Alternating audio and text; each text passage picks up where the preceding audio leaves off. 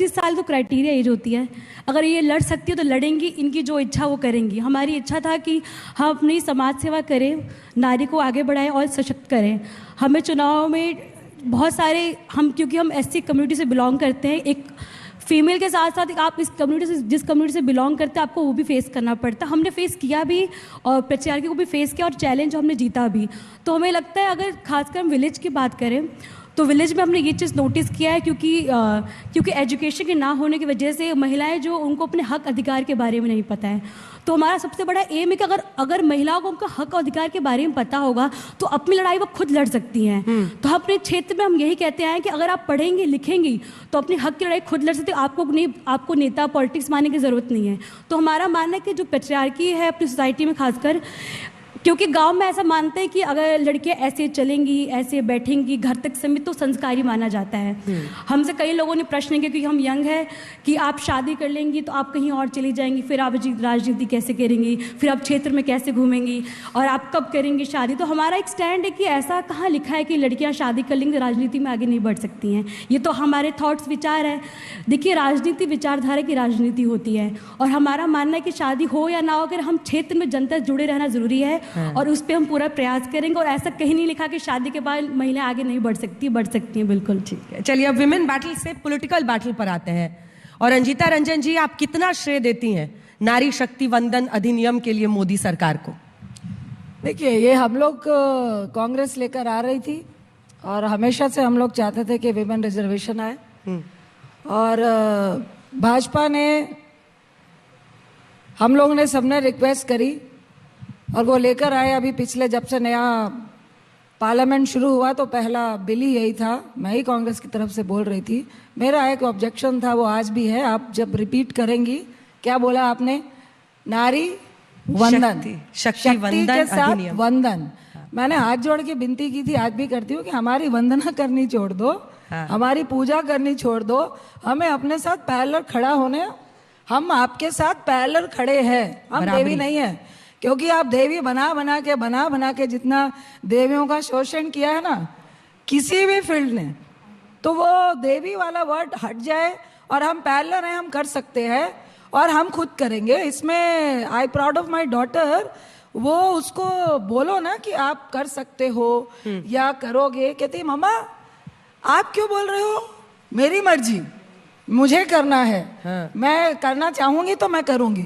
मुझे लगता है अब इस मेंटालिटी से आपकी जनरेशन काफी निकल रही है, काफी निकल चुकी है। थोड़ा सा उनको पुश देना है कि यस, जैसे लड़का अपना चॉइस कर सकता है लड़कियां भी कर रही हैं। मुझे लगता है ये थोड़ा सा पुश फैमिली से मिलता है तो निश्चित तौर से मजबूत होंगी। और जहां तक पॉलिटिकल सवाल है, मैं फिर आऊंगी कि आप वंदना मत करिए। अभी जो हमारी पार्टी है उनकी सांसद सदस्य बैठी हुई है यहाँ पर, हमें जेन्युइन राइट दीजिए। अभी फ्री बीस की बात हो रही थी ना, आप एक तरफ बेटी बचाओ बेटी पढ़ाओ का नारा देते हैं, लेकिन जो उसका हर्ष हो रहा है, जो जनधन अकाउंट हो रहा है और जिस तरह महिलाओं को स्ट्रेंथनिंग के लिए नहीं किया जा रहा है, ये 1200 रुपए से महिला आर्थिक मजबूत नहीं होती है या उसको आप बिल्कुल पीक पे नहीं बैठा रहे हैं। आप उसके इमोशन का फायदा उठाकर सिर्फ वोट पाने का मिसयूज कर रहे हैं, ये हम महिलाओं को समझना पड़ेगा। अब रंजीता जी ने असल तोप निकाला है। वो कह रही हैं कि ये वंदन अधिनियम, ये सब क्या इमोशनल कनेक्ट खोज के उनको ओ स्त्री चुनाव में रक्षा करना, वो वाला मामला है? अंजना जी, नाम में बहुत शक्ति होती है। You know, you actually draw your power from a name of something. नारी शक्ति वंदन अधिनियम। रिजर्वेशन का मतलब है कि अरे कमजोर है, इसको कुछ आरक्षण की जरूरत है। नहीं, आप नारी की शक्ति का वंदन कर रहे हैं क्योंकि ईश्वर ने या तो सृजन की शक्ति अपने पास रखी या फिर देश की मातृशक्ति को दी है। आप ये देखिए कि जब देवताओं को भी असुरों पर चढ़ाई करनी पड़ी तो फिर मां दुर्गा का आवाहन करना पड़ा। ब्रह्मा विष्णु और महेश, चाहे सुदर्शन चक्र हो, चाहे त्रिशूल हो, चाहे ब्रह्मा जी का कमंडल हो, ये तीनों चीजें केवल एक ही आराध्य, केवल एक ही व्यक्ति तीनों को धारण कर सकती है, और वो है मां दुर्गा। यानी माता में ये शक्ति है कि त्रिदेव की शक्ति को भी अपने अंदर समाहित कर ले।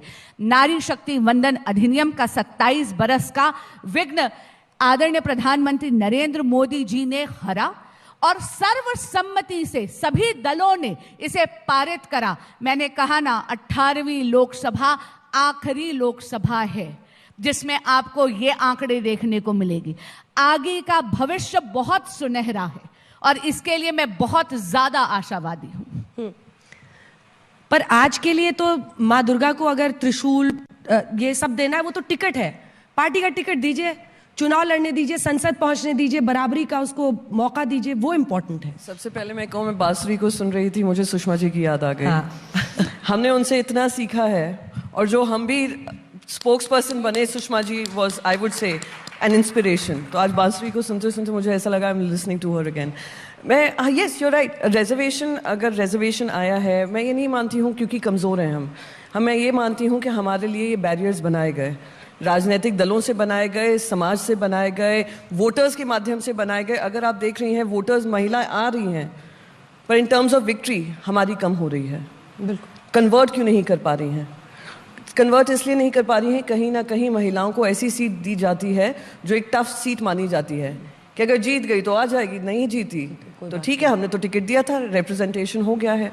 तो ये अगर हम ऑनेस्ट एनालिसिस करें कि ऐसा क्यों है कि वी आर सेलिब्रेटिंग कि ज़्यादा महिलाएं आकर वोट कर रही हैं, पर हम कहीं ना कहीं इस फोकस से हट गए हैं कि महिलाएं आकर संसद में क्यों नहीं आ रही हैं, असेंबलीज में क्यों नहीं आ रही हैं। हमारे देश में अभी सिर्फ 2 मुख्यमंत्री हैं, महिला मुख्यमंत्री हैं, और दूसरी भी अभी कुछ महीनों के लिए हैं, फिर वापस से इलेक्शन होने वाला है दिल्ली में। तो आई थिंक ये सारी चीज़ें हर राजनीतिक पक्ष को, राजनीति से ऊपर हटकर हमारे समाज को ये सोचने वाला विषय है कि आज जो एक इक्वल सोसाइटी की हमने सपना बनाया था, हमने संविधान बनाया था, आज वो जो होना चाहिए था, इक्वालिटी होनी चाहिए थी, वो किस वजह से, किस कारणवश से, ये नहीं कह सकते, ये ब्लेम हम राजनीतिक पार्टियों पे नहीं डाल सकते हैं। ये हमारा समाज की भी सोच जो है, जो हमने बताया, जो अभी संभवी बता रही थी, मिसोजिनी, सेक्सिज्म, सब लड़कर हम पहुंची हैं। तो ये जो विचारधारा है, तो आई एम होपिंग, जैसे बार बार बांसुरी कह रही है कि 18th लास्ट होगी जहाँ कम महिलाओं का रिप्रेजेंटेशन होगा। So hoping for the best. I think जितनी लड़ाई लड़ी है, वो if it reaches to better outcomes, it's good for the nation. Shyamvi ji, आप माइक उठाइए। देखिए, संविधान के निर्माताओं ने भी ये सोचा कि जो जाति के आधार पर पिछड़े हैं उनको तो उन्होंने आरक्षण दिया, लेकिन देश की आधी आबादी कितनी पिछड़ी थी, इस पर उन्होंने कोई फैसला नहीं लिया। आज़ादी के इतने दशकों बाद जाकर हम देख रहे हैं कि एक पहल हुई है। अभी भी जो पहल है उसमें पहले केक का साइज आप बड़ा कर रहे हैं, फिर आप 33% का पाई उसमें देना चाह रहे हैं, तो उसमें भी एक प्रोपोर्शन रखा जा रहा है कि पुरुषों को बुरा ना लगे, उनका भी ख्याल रखें, उनको भी खुश रखें, और हम ये भी कह दें कि हमने महिलाओं को 33% दिया। सच्चाई यही है।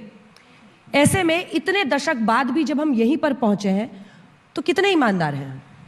सबसे पहले तो ये समझ में नहीं आता कि आरक्षण को कब से कमजोरी से जोड़ दिया गया। आरक्षण कभी कमजोर वर्ग के लिए नहीं था, आरक्षण सामाजिक समानता के लिए था। और अभी भी अगर महिलाओं को आरक्षण 33% आरक्षण नारी शक्ति वंदन अधिनियम के तहत देके उनको आगे किया जा रहा है, तो वो ये सोच से नहीं किया जा रहा है कि नारी कमजोर है, वो ये इंश्योर करने के लिए किया जा रहा है कि नारी को भी समान हक मिले संसद में प्रतिनिधित्व करने का। ये बांधने का एक तरीका है कि नहीं, 33% महिलाएं तो रहनी ही चाहिए। और जहां तक हम लोग बात करें तो ऐसा नहीं है कि जो महिलाओं के लिए आरक्षित सीट नहीं होगी, उस सीट से महिलाएं नहीं लड़ सकती। वो तो फिर आगे चल के पार्टी को डिसाइड करना है कि उनको अपने कितने। इसीलिए हमने कहा कि 33% आरक्षण के बाद भी पार्टी को बांधना चाहिए कि नहीं, इतनी सीटें पे हम महिलाओं को ही लड़ाएंगे। वो अगर आपके पार्लियामेंट का जो नारी शक्ति वंदन अधिनियम के तहत जो 33% आरक्षण है, उससे हट के पार्टी को विद इन द पार्टी एक रेशियो डिसाइड करना चाहिए कि हाँ, इतने रेशियो पे हम लोग महिलाओं को ही प्रतिनिधित्व देंगे, इतने रेशियो पे हम लोग इससे सीटों से महिलाओं को ही लड़ाएंगे। और जहाँ तक रही बात इतनी दूर हम आ गए हैं और कितना सफ़र हमें आगे चलना है, तो उसमें यही कहेंगे कि सिर्फ पॉलिटिकल रिप्रेजेंटेशन बढ़ा